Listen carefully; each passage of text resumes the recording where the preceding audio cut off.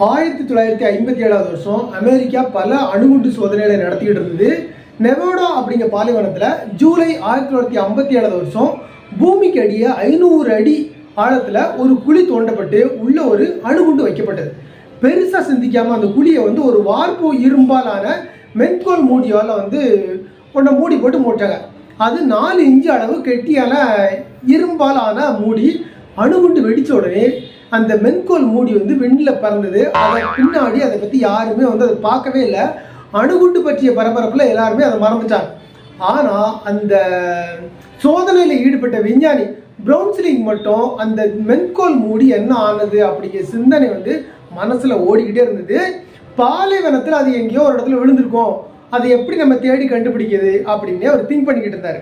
பின்னாடி அணுகுண்டு வெடித்த சமயத்தில் இருந்த கேமரா சுருளை வச்சு எடுத்து ஆராய்ச்சி பார்த்ததில் கேமராவில் அந்த மென்கோல் மூடி முழுமையாக படமாக இருந்தது. அணுகுண்டு வெடித்த நொடி கேமராவில் அது பதிவான நொடி. இந்த 2 இடைவெளிக்கு இடையில அது கடந்த தொலைவை கணக்கிட்டு பார்த்தா மணிக்கு 2 லட்சம் கிலோமீட்டர் வேகத்தில் அது பறந்துருக்குது தெரிய வந்தது. நாசாவே அதிர்ச்சி அடைஞ்சிட்டு, ஏன்னா இந்த வேகத்தில் பறந்திருந்தா அது ஒரு நொடிக்கும் குறைவான நேரத்தில் காற்று வெளியை தாண்டி விண்வெளிக்கு போயிருக்கும். அதுக்கு பின்னாடி எந்த கிரகம் சூரியன் அதனோட பாதையில் அது சிக்கலை அப்படின்னா இப்போ அது விண்வெளியில எங்கேயோ இருக்கலாம். கணக்கு போட்டு பார்த்தா 2006 ப்ளூட்டோவை நோக்கி ஏவப்பட்ட நியூ ஹரைசன் அப்படிங்கிற விண்கலம் வெறும் 9 வருஷத்துல ப்ளூட்டோவை போய் சேர்ந்தது. அது சென்ற வேகம் மணிக்கு 1 லட்சம் கிலோமீட்டர். மணிக்கு 1 லட்சம் கிலோமீட்டர்.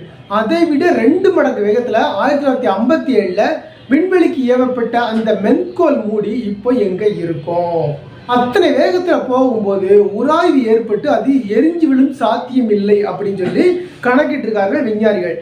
அதாவது காற்று வழியே அது 0.018 நொடியில் தாண்டி போயிருக்கும். அதுக்கு பின்னாடி ஏதாவது ஒரு கிரகம் நிலவினோட புவியீர்ப்பு பாதையில் அது சிக்கியிருந்தால் அதை நோக்கி விழுந்திருக்கும். அதுக்கான வாய்ப்புகளை கணக்கிட முடியாது. ஆனால் அதுக்கான வாய்ப்பு மிகவும் குறைவு. இப்போ அது கியூப்பர் பெல்ட் எல்லாம் தாண்டி ஊர்த் மேகத்தை நோக்கி போய்கிட்டு இருக்கலாம் அப்படின்னு சொல்றாங்க. வாயேஜர் 2 கடந்த தூரத்தை அது அனாயாசமா 2 ஆண்டுல கடந்திருக்கும். ஊர்த் மேகத்தை நோக்கி ஜாலியா போய்கிட்டு இருக்குன்னு சொல்றாங்க. அணுகுண்டு வெடிச்ச போது அது 2 லட்சம் கிலோமீட்டர் வேகத்துல போயிருக்கலாம். ஆனா தொடர்ந்து அதே வேகத்துல பயணிக்கும் அப்படின்னு எப்படி சொல்ல முடியும்? அதுக்கான விடை என்னன்னா, புவியீர்ப்பு விசையை தாண்டிட்டா போதும்.